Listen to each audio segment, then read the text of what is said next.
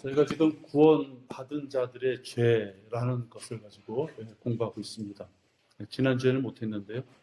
아마 오늘로써 이 주제가 끝날 듯 싶습니다. 핵심은 이렇습니다. 구원받은 자들도 죄에 노출되어 있기 때문에 죄를 지을 수 있다. 단 그 죄로 말미암아 우리의 구원 유무를 자꾸만 저울질하려고 하면 안 된다. 구원은 완전한 구원이고 절대로 취소시킬 수 없는 구원이고 번복될 수 없는 구원이기 때문에 그렇습니다.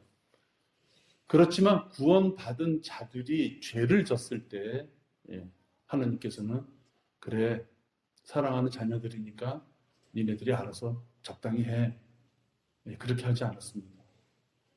자기가 지은 죄에 대해서는 하나님의 아들이라 할지라도 반드시 거기에 대한 책임이 있다, 이렇게 말씀합니다. 오늘은 그거를 공부합니다. 오늘은 이제 여러 구절을 찾아볼 텐데요. 요한복음 15장 10절과 11절입니다. 요한복음 15장 10절과 11절입니다. 구원받은 자들이 죄를 졌을 때 하나님께서는 잃어버릴 것이 있다고 말씀하고 계시거든요. 가장 처음 것이 10절이 11절 내용인데요. 여기 보면 내가 내 아버지의 계명들을 지켜서 그분의 사랑 안에 거하는 것 같이 너희도 나의 계명들을 지키면 나의 사랑 안에 거하느니라. 예수님께서는 하나님의 계명을 지켰더니 하나님의 사랑 안에 거할 수 있게 됐다는 말씀이고요. 그리스도의 우리 아들된 우리들은 그리스도의 계명을 지켰을 때 그리스도 안에 있는 사랑 안에 우리가 거할 수 있다는 것입니다. 즉 하나님과 예수 그리스도 사랑 안에 거하려면 계명을 지켜야 된다, 이 말씀입니다. 하나님의 말씀을 지키지 못하고 그리스도의 말씀을 지키지 못하면서 그분들 안에 있는 사랑에 거할 수 없다라고 말씀하는 겁니다. 왜 그분들 안에 있는 사랑에 거하여야만 하느냐 하면 11절에 그 목적이 있기 때문입니다. 내가 이런 것을 너에게 말한 것은, 사랑 안에 거해야 된다고 말하는 것은 나의 기쁨이 너희 안에 머물러 있어 너희의 기쁨이 충만하게 하려는 것이라. 우리는 삶 속에서 세상적인 것이든 하나님을 쫓아가던 영적인 삶이든 기쁨이 있어야 됩니다. 맨날 축 늘어지고 죽을 얼굴을 하고 울상을 하고 그렇게 살아서는 안 되는 것이죠. 그리스도인이기 때문에 그리스도인이 가져야 될 기쁨이 있어야 되는 것이죠. 그런데 계명을 지키지 않고 그분들 안에 있는 사랑 안에 거하지 못하면 기쁨이 없거나 기쁨이 충만하지 않다라는 말씀을 하시는 겁니다. 따라서 구원받은 자가 죄를 짓게 되면 계명들을 못 지켰다는 얘기죠. 죄를 졌다는 것은 계명들을 못 지켰다는 것이고 그분들 안에 있는 사랑 안에 거할 수 없었다는 것이고, 따라서 기쁨이 없는 것입니다. 죄를 지은 자들은 그의 생활 속에서 기쁨이 없어요. 그건 하나님이 죄를 지은 자들에게서부터 가져가시는 것이에요. 또 하나 당연한 얘기지만 죄를 지으면 하나님과의 교제가 끊기게 됩니다. 요한일서 1장 6절입니다. 요한일서 1장 6절입니다.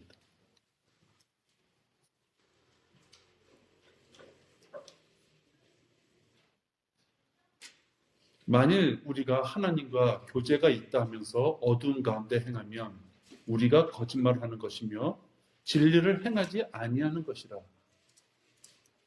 하나님과 교제가 있다고 하면서 어두운 죄 가운데 있어요. 그것은 거짓말, 가짜라는 것이에요. 누군가가 죄를 져고 있는 상황에 있다 그러면 그 사람은 하나님과 교제가 없는 사람이에요. 하나님과 교제, 진정한 교제죠. 건성으로 흔히 말하는 새벽기도 가고, 건성으로 철야기도 가고, 건성으로 형식적으로 그냥 아침마다 일어나서 한 30초 1분도 안 되는 기도하고, 그런 것이 아니라 진심으로 하나님과 교제하고 있는 자면은 죄를 질 수가 없기 때문에 죄를 지은 자는 반대로 하나님과 교제하지 않는, 하나님과 관계를 맺지 못하는 자다. 즉 그 말씀을 하시는 겁니다. 이렇게 하나님과 관계를 맺지 못하는 자들은 하나님과의 관계뿐만이 아니라 믿음의 형제 자매하고도 관계를 맺지 못합니다. 이것은 바로 교회 생활을 얘기합니다. 죄 가운데 있고 기쁨이 사라지고 하나님의 말씀이 전혀 들리지 않으면 교회에 와서도 냉랭하게 되는 것이죠. 일부러 지체들한테 냉랭하게 대하려는 것이 아니라 자기 자신부터가 기쁨이 없어요. 웃음을 줄 수가 없고 푸근함을 줄 수가 없고 섬김의 표정을 보여줄 수가 없는 거예요. 하나님과의 관계가 없기 때문에 성령님을 모시고 기쁘게 출발하는 자들하고 옆에 서서 같이 대화를 나눌 수가 없는 것입니다. 왜? 그는 기쁜 자고 뜨거운 자고 나는 차가운 자기 때문에 대화가 안 되는 것이죠. 그래서 우리가 교회 생활하다 보면 막 우여곡절이 있어요. 네. 그럼 누구나 진짜 저를 포함해서 누구나 다 그럴 것입니다. 우여곡절이 있을 때 내가 교회 가서 기쁨이 없고 형제자매들하고 교제하기가 어렵고 왠지 자꾸만 다운이 되고 그럴 때 내가 하나님하고 교제가 잘 되고 있나? 이렇게 한번 제가 체크를 해봐야 돼요. 자기 자신만이 알 수 있는 거죠. 그러한 부분을 다른 사람이 얘기해주면 들을 수가 없어요. 이미 다운돼 있는 사람한테 옆에 사람이 너 잘못되고 있어 이런 얘기하면 더 기분 나쁘죠. 그러니까는 우리가 좋을 때가 있고 나쁠 때가 있어요. 마귀의 공격으로. 그럴 때마다 내가 왜 이렇지? 내가 왜 이렇게 기분이 별로 안 좋지? 혹시 그런 어떤 순간이 온다면 하나님과의 관계가 내가 유지되고 있는가? 그럼 유지되지 못하는 이유가 어디 있는가? 죄 때문인가? 자기가 한번 찾아봐야 됩니다. 또 하나님과 관계에 있어서 죄를 짓게 되면 기도 응답이 안 됩니다. 이건 당연한 얘기죠. 하나님과의 관계가 안 되는데 어떻게 하나님의 기도 응답을 바랄 수 있겠습니까? 요한일서 3장 21절과 22절입니다. 요한일서 3장 21절 22절입니다.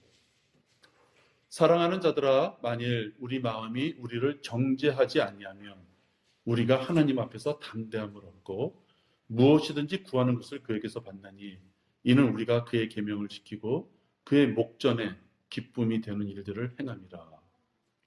21절에 우리를 정죄하지 아니하면 우리 자신이 우리를 죄가 있다고 죄가 있다고 지적하지 않으면, 다시 말하면 내가 생각하기에도 많은 것이 부족하지만 하나님 앞에 큰 죄가 없다면 하나님 앞에서 담대함을 얻을 수 있다는 거예요.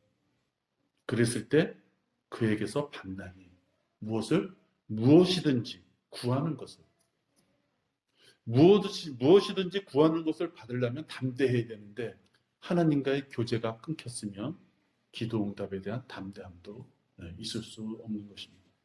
따라서 비록 구원받았지만 지옥에는 안 가지만 죄를 짓게 되면 기도 응답이 없다라는 것을 얘기합니다. 또 하나 직설적인 거죠.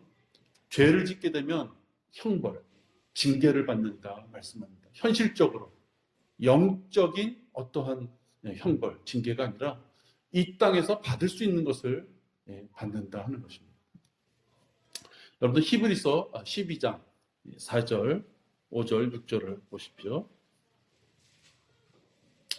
거듭난 자녀들은 하나님의 자녀이기 때문에 주님께서 자식을 사랑하시고 그 사랑하는 자식을 징계하신다는 데에 대해서는 아무런 우리가 이해하는 데 어려움이 없습니다. 여기서도 보면 너희가 죄와 맞서서 싸우되 아직 피 흘리기까지는 대항하지 않았으며 또 마치 자녀들에게 했던 것과 같이 너에게 권면하신 말씀을 잊었으니 곧 내 아들아 주의 징계를 경시하지 말고 책망을 받을 때 낙심하지 말라. 주의 징계를 경시하지 말고 책망을 받을 때 실질적으로 우리한테 어려움이 올 수 있다고. 그랬을 때 낙심하지 말라고 말씀합니다. 왜? 사랑하는 자녀이기 때문에 죄를 졌을 때 마땅히 징계를 주는 것이니 그 징계 때문에 허망하게 구원에 대한 의심이라든지 그런 것을 하면 안 된다는 것입니다. 6절에 주께서 그의 사랑하시는 자를 징계하시고 사랑하시는 자를 징계하시고 그가 받으시는 아들마다 매질하시느니라. 사랑하는 자기 때문에 징계하시고 하나님께서 인정하시는 자녀이기에 아들이기에 매질하신다고 합니다. 우리 어린이 놀이터 같은 데 보면 아이들이 험하게 놀죠. 내 자식이면 험하게 놀라고만 해도 올라가지 마. 네 나이 때 하는 게 아니야. 넌 저기서 놀아야 했겠지. 주의를 주죠. 근데 남의 아이들은 그렇게 하고 싶어도 못할 때가 많아요. 왜? 그 부모가 또 옆에서 보면 왜 우리 애 참견하느냐 그럴까. 자기 애기 때문에 더 관심을 갖고 자기 애기 때문에 이런저런 충고를 할 수 있는 것입니다. 이러한 징계는 하나님께서 육신적인 부분하고 또 교회를 통해서 징계하신다 말씀하셨습니다. 우리가 주로 침례식 할 때 많이 언급하는 구절인데요. 고린도전서 11장과 27절에 보면 실질적으로 우리 육체에 하나님께서 벌을 주신다라고 말씀하고 있습니다. 고린도전서 11장 27절입니다. 하나님께서 직접 우리 이 육체에 벌을 주시는 거죠. 그러므로 누구든지 합당치 않게 이 빵을 먹고 주의 이 잔을 마시는 자는 주의 몸과 피에 죄를 짓는 것이라. 뭔가 합당하지 않게 사람이 자기 자신을 살펴보고 나서 그 빵을 먹고 그 잔을 마셔야 하리니 이는 주의 몸을 분별하지 못하고 합당치 않게 먹고 마시는 자는 자신의 저주를 먹고 마시는 것이기 때문이라. 이 때문에 하나님은 거룩하신 분인데 거룩하지 못한 모습으로 하나님 앞에 다가가는 자. 여러분 레위기를 읽으면 이런 부분이 엄청 많이 나와요.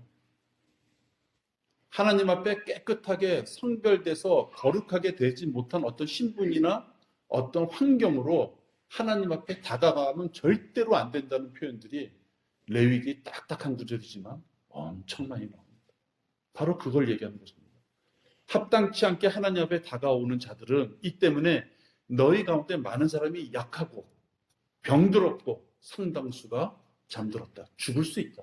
실질적으로 너희들한테 질병이 가고 고통이 가서 너희 목숨까지도 앗아갈 수 있다라고 이 말씀입니다. 주의 말씀대로 주의 만찬을 행하지 않고 죄를 지었을 때 질병을 주시고 또 약하게 하시며 병들어 죽게 하시는 그런 징계를 내리셨음을 보게 됩니다. 이것은 하나님께서 구원받았지만 죄를 진 자녀들에게 하시는 말씀이죠. 그 다음에는 우리 교회에서도 하나님이 이미 말씀을 주셨기에 그 말씀을 토대로 판단할 수 있는 능력을 우리한테 주셨어요. 야, 너 왜 지나가는 사람 보고 판단해? 우리 그걸 흉보죠. 네, 맞습니다. 우리의 선입감으로 가지고 함부로 누구를 이렇다 저렇다 판단하면 안 되죠. 큰 오해를 일으킬 수 있습니다. 그러나 교회 내에서 하나님이 주신 말씀, 한마디로 말해서 그 교리 가운데 합당치 않은 자에게는 판단을 해라. 판단을 한다는 것은 무엇입니까? 죄를 물을 수 있다라고 얘기합니다. 그것이 바로 고린도전서 5장 11절에 나와 있는 것입니다. 형제가 악한 행위를 하거나 하면은 사귀지 말고 그하고는 먹지도 말라. 이런 자들을 판단, 죄를 정죄하라라고 말합니다. 그러나 이제 내가 너에게 쓰는 것은 만일 형제라고 하는 어떤 자가 음행을 하는 자거나 탐욕하는 자거나 우상을 숭배하는 자거나 욕설하는 자거나 술 취하는 자거나 약탈하는 자이거든 사귀지도 말고 그런 자와는 함께 먹지도 말라는 것이라.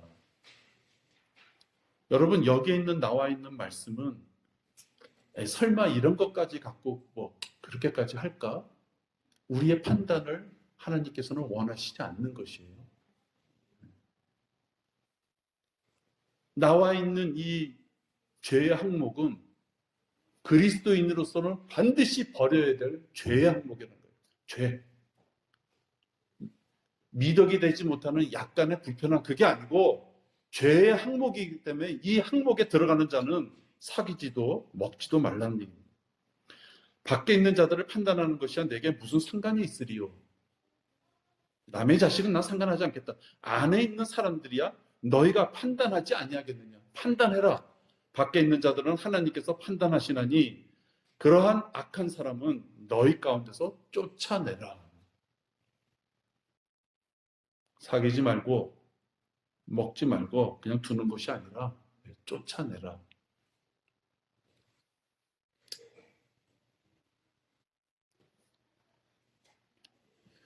성경에서 판단하라는 것은 계속해서 죄를 짓는 자가 같이 있으면 다른 사람이 오염될 수 있기 때문에 그렇습니다. 그 죄를 지은 자 그 한 자를 불쌍하게 안 보는 것이 아니라 죄를 지은 자 그 한 자 때문에 다른 사람도 그럴 수 있구나. 이 교회는 그게 통용되는구나. 이 정도는 넘어가는 거구나. 자칫 오해하면 하나님도 괜찮다고 생각하시는 거구나. 그런 오해를 주는 시그널을 줄 수 있기 때문에 그 한 자를 쫓아내라고 말씀합니다. 하나님께 구원받았다고 하는 신분을 얻었어도 출애라는 표현이죠. 출애돼서 어디가 있다가 죽었을 때 하나님이 그를 데려가실 거예요. 왜? 구원받았었기 때문에. 그것이 진정이었다면. 그러나 교회, 지역교회 내에서는 쫓아내야 된다고 말씀합니다. 또 하나, 죄를 지으면 주님 앞에서 창피함을 당합니다. 이건 좀 미래에 대한 일이죠. 여러분들 고린도 후서 5장 9절 보십시오.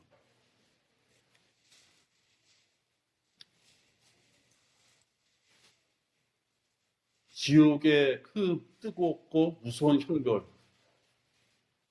그 무시무시한 형벌에서 좀 벗어났지만 영원을 부끄럽게 살아야 된다. 여러분, 이 부분은 우리가 사실 심각하게 생각해 봐야 됩니다.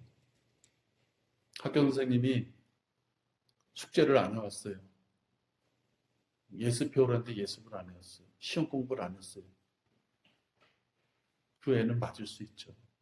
선생님이 다 귀찮아. 너는 숙제를 해오든 말든 지쳤어. 너는 저쪽에 가서 운동장 가서 놀아도 좋아. 그 아이는 혹시 그 순간만큼은 공 차고 노는 게 더 좋을지 모르겠습니다. 그러나 그는 이렇게 세월이 지나서 성인이 되었을 때 남들이 공부할 때 자기가 공 차고 놀았던 대가를 받겠죠. 세상에 나가 좋은 학벌과 많은 돈을 버는 것이 최종적인 목적은 아니지만 일상적으로 봤을 때 공부 안 하고 성실하지 못했을 때와 열심히 성실하게 무엇인가를 했을 때 그가 받는 대가는 분명히 달라야 되는 것입니다. 오늘 지금 이 말씀은 그 말씀을 하시는 거예요. 이 때문에 우리가 애쓰는 것은 거하든지 떠나 있든지 그분을 기쁘시게 해드리기를 바라는 것이다. 10절. 이는 우리 모두가 반드시 그리스도의 심판석 앞에 나아가서 선이든지 악이든지 각자 자기가 행한 것에 따라 자기 몸으로 행한 것들을 받을 것이기 때문이다. 구원받았기 때문에 출애돼서 바깥에 나가서 탕자처럼 생활을 하든 교회 내에서 하나님 앞에 성실한 삶을 살든 다 그래서 심판석에서 만날 텐데 죄를 짓고 부끄러운 삶을 살았을 때 그는 같은 형제 자매들 앞에서의 부끄러움뿐만이 아니라 하나님을 대면하면서 그분 앞에서 부끄러움을 당해야 된다는 것입니다. 죄를 짓는 그 어느 선에서부터 벗어났어요. 그 우리가 안도를 하죠. 근데 하나님께서는 죄를 벗어나서 어느 선을 넘어와서 그 선에서부터 이제 출발하면 너에게 주어진 것이 무궁무진하게 많다고 말씀하시는 거예요. 그게 우리 감리교나 장로교하고 가톨릭하고 우리가 틀린 거예요. 우리는 구원받은 것에 끝나는 것이 아니라 구원받은 하나님의 자녀이는 그 뒤, 구원받았다는 게 문제가 아니라 그건 시작, 땡이고 거기서 출발하면 우리에게 주어진 것이 무궁무진하다는 것을 말씀하고 있는데, 구원받은 거 하나 때문에 만족하고 죄짓고 또는 죄까지는 안 가더라도 하나님의 일을 진짜 안 해. 진짜 안 해. 하나님의 일, 그러니까 나 교회에 출석해서 교회 뭐 청소하는 얘기 아닙니다. 하나님을 사랑하는 자들은 하나님의 일을 하라 그랬고, 하나님의 일은 하나님의 계명이고, 예수 그리스도가 이 땅에서 오셔서 하신 일은 복음을 전파하는 것이 그분이 하신 일이에요. 그러면 우리들도 하나님의 일, 예수 그리스도의 일을 하려면, 그래서 그분을 사랑한다는 걸 표시하려면 복음을 전하는 일을 해야 되는 거예요. 그렇지 않았을 경우에는 창피를 당하게 된다 하는 것입니다. 마지막입니다. 구원받은 자가 죄를 지었을 때 해야 해요. 자, 우리가 그동안 2, 3주에 걸쳐서 구원받은 자가 죄에 대해서 가져야 될 부분들을 생각했어요. 이제 최종적으로 구원받은 자가 죄를 지었을 때 해야 될 일. 가장 큰 거는 구원받은 자가 죄를 졌어도 사람의 생각으로는 좀 고개를 까웃까웃할지 모르지만 구원은 잃어버리는 것이 아니다. 확실한 것이죠. 확실해요. 우리 여기 있는 분은 그 부분에 대해서는 단 하나도 의심하면 안 돼요. 내가 진심으로 예수 그리스도를 마음에 주로 영접한 그 과거의 사실이 확실하게 나한테 남아있다면, 내가 자원하는 마음으로 예수 그리스도를 영접했다면 그의 구원은 확실한 것입니다. 발부둥 치고 지옥에 갈라 그래도 갈 수가 없는 존재예요.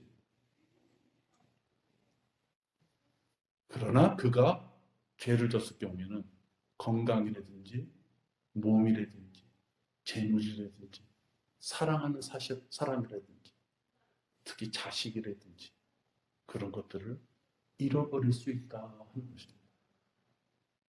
그렇기 때문에 하나님께서 여러분을 정죄해서 그런 징계를 주시기 전에 여러분이 여러분 자신을 정죄할 수 있어야 돼요.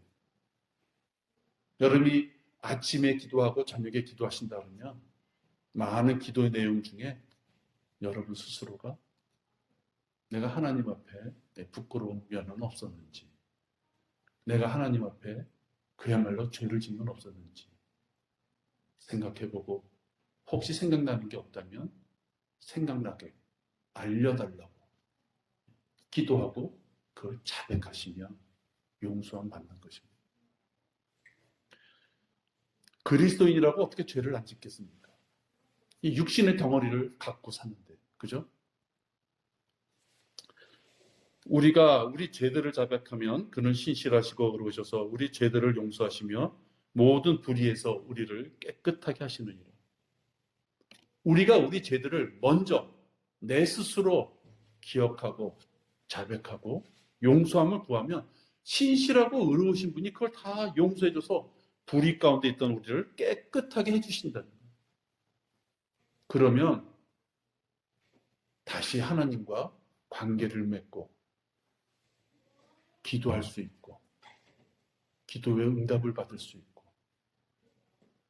하나님과 올바른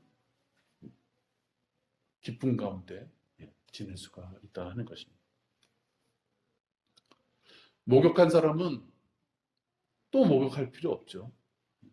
그러나 그가 이렇게 다니다 보면 발은 더러워지기 때문에 발은 계속 씻어야 되는 것입니다.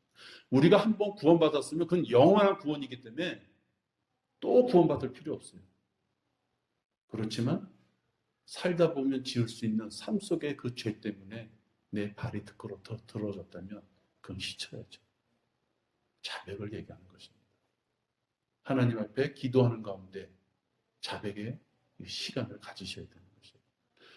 왜 누구든지 다 자백의 시간을 가져야 되냐면 우리는 죽기까지 완전하게 의로울 수가 없는 존재이기 때문에 그렇습니다. 알게 모르게 우리가 죄 가운데 살면서 죄를 지을 수밖에 없는 존재라고 말씀하셨어요. 그러니까 내가 지은 죄, 왜 나는 또 죄를 졌을까? 나는 왜 또 죄를 졌을까? 부끄럽기도 하지만 그렇기 때문에 자기가 지은 죄를 마치 죄 짓지 않은 것처럼 잊어버린다고. 그렇게 해서는 안 되는 것이죠. 누구한테 얘기하라는 것이 아니라, 고해성사처럼 누구한테 얘기하라는 것이 아니라 자기 자신이 기도 가운데 하나님 앞에 그 죄를 자백하시면 되시는 것입니다.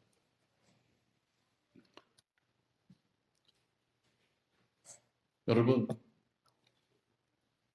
죄를 자백해서 하나님 앞에 용서함 받는 것도 좋지만 아예 죄를 짓지 않는다면 얼마나 좋겠습니까? 그래서 다윗도 그걸 사모했어요. 하나님께서 죄를 용서해 주시니까 감사하지만 또 죄를 지었다는 그 마음에 안타까움이 있고 하나님을 대하기가 부끄러웠겠죠. 시편 119편 9절을 보면 다윗도 내가 죄를 지었다면 하나님 앞에 간구하고 기도하겠지만 하나님 어떻게 하면 정결하게 살 수 있겠습니까? 라고 말합니다. 갈망하는 것이죠. 어떻게 하면 정결하며 살 수 있겠습니까?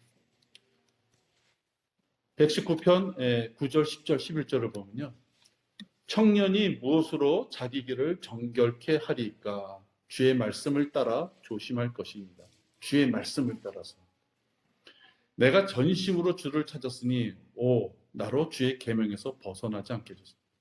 하나님 앞에 진짜 올바르게 살겠다고, 하나님의 말씀대로 살겠다고 마음을 다해서 찾아봤더니 결국은 계명을 지키는 것이었다. 11절 주의 말씀을 내 마음에 간직하였으니 이는 내가 주께 범죄치 아려 함이니이다. 주의 말씀을 내 마음에 간직했더니 내가 잘했죠. 복 주세요. 그렇게까지도 말을 못하는 거예요. 주의 말씀을 내 마음에 간직했으니 하나님 그 말씀대로 살면 내가 죄는 안 짓겠군요. 그걸 고백하는 거예요. 지금의 이 말씀은 우리가 성경 공부를 해야 됨을 얘기합니다.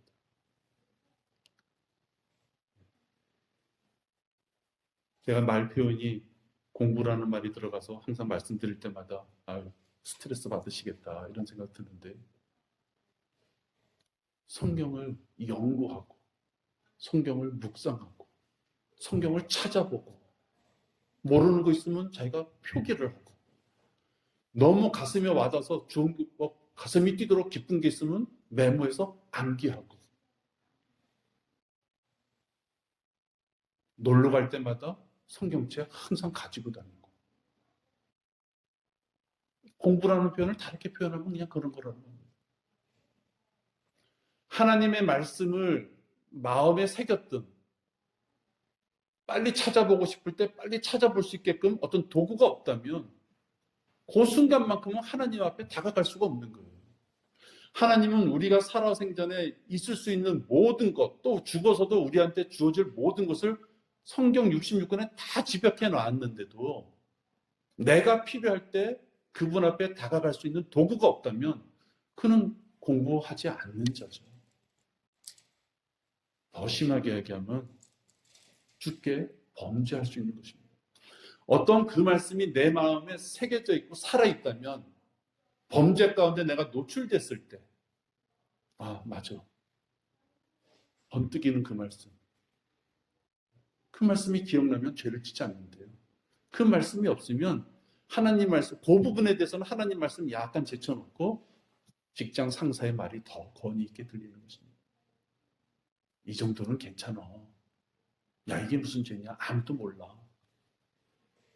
하나님은 분명히 그것이 죄라고 했음에도 불구하고 하나님 말씀에 자기 마음에 남아있지 않는 자는 세상 권위에 쫓아가는 것입니다. 그렇기 때문에 구원받은 자들은 주의 말씀을 항상 마음에 품고 있어야 되기 때문에 죄를 짓게 되면 자백하고 용서 받아야 그것이 원칙이지만 하나님 앞에 부끄럽지 않은 모습으로 다가서기 위해서는 말씀을 마음에 새기고 그 말씀을 기억하면서 아예 죄를 짓지 않는 부분을 우리가 이렇게 따라가야 되겠습니다. 네, 기도하겠습니다. 하나님 아버지 감사합니다. 저희들에게 구원을 허락하셨고 이제 또 죄 가운데 있을지라도 그 죄를 씻어버릴 수 있는 기회를 분명히 말씀으로 주셨습니다.